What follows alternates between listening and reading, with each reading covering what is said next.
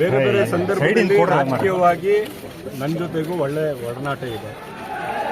ಆ ದೃಷ್ಟಿಯಿಂದ ನಾನು ಮತ್ತೆ ಸಲೀಂ ಅಹಮದ್ ಅವರು ನಾವು ಇಲ್ಲಿ ಬಂದು ಮಾತಾಡಿದ್ದೀವಿ. ಬಟ್ ಸಮಯ ಇಲ್ಲ, 3 ಗಂಟೆ ಆಗೋದು. ಬಟ್ ಸಾದಿಕ್ ಅವ್ರು ಏನು ಹೇಳಿದ್ರು, ಎಲ್ಲ ಕೂತ್ಕೊಂಡು ಜಲ್ದಿ ಸಾರ್ಟ್ ಔಟ್ ಆದರೆ ಮಾಡೋಣ ಅಂತ.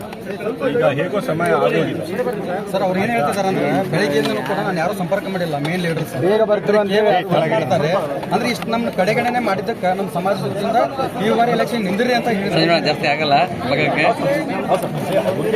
ನೋವು ಆಗಿರೋದು ಅಂದ್ರೆ ನಿಜ. ಬಹಳ ವರ್ಷಗಳಿಂದ ಅವರ ಸತತ ಪ್ರಯತ್ನಗಳು ಇದೆ, ಇಲ್ಲಿ ಶಾಸಕರಾಗಬೇಕು ಅಂತ. ಮತ್ತು ಅವರು ಒಳ್ಳೆ ಜನರಲ್ಲಿ ಅವರ ಅಭಿಪ್ರಾಯ ಚೆನ್ನಾಗಿದೆ.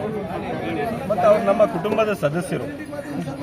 ಈ ಟೈಮ್ ಆಗದೆ ಇರಲಿ, ಮತ್ತೆ ಕೂತ್ಕೊಂಡು ಮಾತಾಡ್ತೀವಿ. ಸಿನ್ಸ್ ಈಗ ಟೈಮ್ ಆಗೋಗಿದೆ, ಈಗ ಈ ಬಿಸಿಯಲ್ಲಿ ಮಾತಾಡೋದು ಬೇಡ ಸರ್. ಇಂಥ ಸಮಸ್ಯೆ ಬಂದಾಗ ಸರ್, ಇಂಥ ಸಮಸ್ಯೆ ಬೇರೆ ಏನು ಅವಕಾಶ ಕೂತ್ಕೊಂಡು ಮಾತಾಡೋದ್ರಲ್ಲೇ ಪ್ರಪಂಚದಲ್ಲಿ US ಇರಾನ್ ಮಧ್ಯನೂ ಅವಕಾಶ ಇದೆ. ಅವರು ಮುಂದೆ ಇರ್ತಿದ್ರು. ಈ ತರ ಏನಾದ್ರು ಬಂಡಾಯ ಇದ್ರೆ, ಸಮಸ್ಯೆ ಇದ್ರೆ ಜಮೀರು ಮುಂದೆ ಆದ್ರೆ ಈ ಬಾರಿ ಇಲ್ಲಿ ಕಾಣಿಸ್ಕೊಂಡೇ ಇಲ್ಲ. ಅವರು ಯಾರು ಮಾಡಕ್ಕೆ ಬರ್ತಾರೆ, ಎಲ್ಲ ನಾಯಕರು ಬರ್ತಾರೆ, ಜಮೀರ್ ಅವರು ಬರ್ತಾರೆ, ನಾವು ಬಂದಿದ್ದೀವಿ. ಆ ಥರ ಏನಿಲ್ಲ, ಯಾಕಂದ್ರೆ ಸಮಯ ಕಡಿಮೆ ಇತ್ತು. ಪಾರ್ಟಿಯಿಂದ ಒಂದ್ಸತಿ ಸಾದಿಕ್ ಅವ್ರಿಗೆ ಮಾತಾಡಿ ಅಂತ ಹೇಳಿ ಮಾತಾಡಿದ್ದೀವಿ. ಮತ್ತೆ ಕೂತ್ಕೋತೀವಿ ನಾಳೆ ಸರ್. ನಾಯಕರ ಮನವೊಲಿಸಬಹುದು ನೀವು, ಆದ್ರೆ ಯುವಕರು ಸಾಕಷ್ಟು ಆಕ್ರೋಶ ವ್ಯಕ್ತಪಡಿಸ್ತಾ ಇದ್ದಾರೆ. ನಾವು ಕಾಂಗ್ರೆಸ್ಗೆ ಪಾಠ ಕಲಿಸ್ತೀವಿ ಅಂತ ಹೇಳ್ತಾ ಇದ್ದಾರೆ. ಕಾಂಗ್ರೆಸ್ ಅನ್ಯಾಯ ಮಾಡಿದೆ, ದನಿಗೆ ಚೂರಿ ಹಾಕಿದೆ ಅಂತ ಇದ್ದಾರೆ. ಎಲ್ಲ ಯುವಕರು ಮಾತಾಡಿದ್ದೀವಿ, ಅವ್ರನ್ನ ಉದ್ದೇಶಿಸಿ ಮಾತಾಡಿದ್ದೀವಿ. ಅದಕ್ಕೊಂದು ಪರಿಹಾರ ತಗೋತೀವಿ. ಎಲ್ಲ ಯುವಕರನ್ನೇ ವಿಶ್ವಾಸಕ್ಕೆ ತಗೊಂಡು ಮಾಡ್ತೀವಿ. ಏನ್ ಹೇಳಿದ್ರು ಸರ್ ನಿಮಗೆ? ಮತ್ತೆ ಕೂತ್ಕೊಂಡು ಮಾತಾಡೋಣ. ಪಕ್ಷದ ವರಿಷ್ಠರ ವಿಚಾರದಲ್ಲಿ ಇವತ್ತು ನಾವು ಪಕ್ಷದ ಮುಖಂಡರು ಕೂಡ ಅವ್ರಿಗೆ ನೋವಾಗಿದೆ. ಈಗ ಮಾತಾಡಿದ್ದೀವಿ, ಮತ್ತೆ ಮಾತಾಡ್ತೀವಿ. ಎಲ್ಲ ಪ್ರಚಾರಕ್ಕೆ ಬರ್ತೀವಿ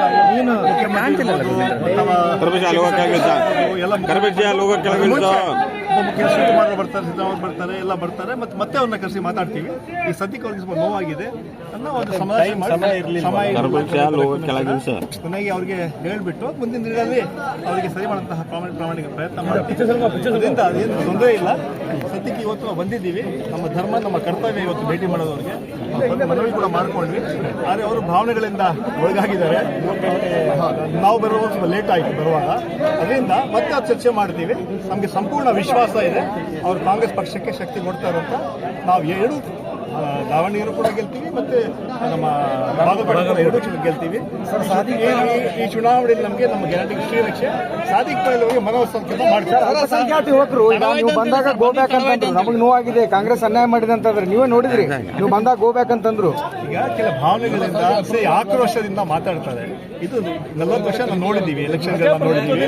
ಯಾವಾಗ ಟಿಕೆಟ್ ತಪ್ಪೋಗುತ್ತೆ, ಇಂತಹ ಘಟನೆಗಳಾಗತ್ತೆ. ಆದರೂ ಕೂಡ ನಮಗೆ ವಿಶ್ವಾಸ ಇದೆ. ಸಾದಿಕ್ ಪೈಲವ್ ಪಕ್ಷದ ನಮ್ಮ ಕುಟುಂಬದ ಸದಸ್ಯರು, ಅವ್ರಿಗೆ ಮತ್ತೆ ಮನವೊಲಿಸಿ ಮಾತಾಡುವಂಥ ಕೆಲಸ ಮಾಡ್ತೀವಿ. ಮುಖ್ಯಮಂತ್ರಿಗಳು ಕೂಡ ಅರ್ಥ ಮಾಡ್ತಾರೆ. ಸರ್, ಕಣದಲ್ಲಿ ಸಮರ್ಥನೆ ನನ್ನ ನಿಜವಾದ ಎದುರಾಳಿ ಅಂತ ಹೇಳ್ತಾ ಇದ್ದಾರೆ ಸರ್ ಪೈಲ್ವಾನ್ ಅವರು. ಅವರೇ ಅವ್ರನ್ನ ಎದುರಾಳಿ ಅಲ್ಲ, ನೋಡೋಣ. ಈಗ ಮುಂದೆ ಸರಿ ಹೋಗುತ್ತೆ ಅಂತ ನಮ್ಮ ವಿಶ್ವಾಸ. ಅಲ್ಲ, ಬೇರೆ ಏನ್ ಮಾಡ್ತೀವಿ ಮತ್ತೆ ಮಾಡ್ತೀವಿ. ನಮ್ಮ ಮತ್ತೆ ಕ್ಯಾಂಪೇನ್ ಬರ್ತೀವಿ. ಮತ್ತೆ ಅವಕಾಶ ಮಾತಾಡ್ತಾರೆ, ಅಧ್ಯಕ್ಷರು ಮಾತಾಡ್ತಾರೆ. ಅರ್ಲಿ ಅಲ್ವಾ? ಸರ್, ಒಂದ್ ವೇಳೆ ಸರಿ ಹೋಗ್ಲಿಲ್ಲ ಅಂತಂದ್ರೆ ಸರಿ ಹೋಗುತ್ತೆ ಅಂತ ವಿಶ್ವಾಸ ಇದೆ. ಅಲ್ಲ, ಕಾಂಗ್ರೆಸ್ ನಾವು ಹೈಪಾರ್ಟಿಕಲ್ ಕ್ವಶನ್ ಉತ್ತರ ನಮಗೆ ವಿಶ್ವಾಸ ಇದೆ. ನಮಗೆ ವಿಶ್ವಾಸ ಇದೆ, ಸರಿ ಹೋಗುತ್ತೆ.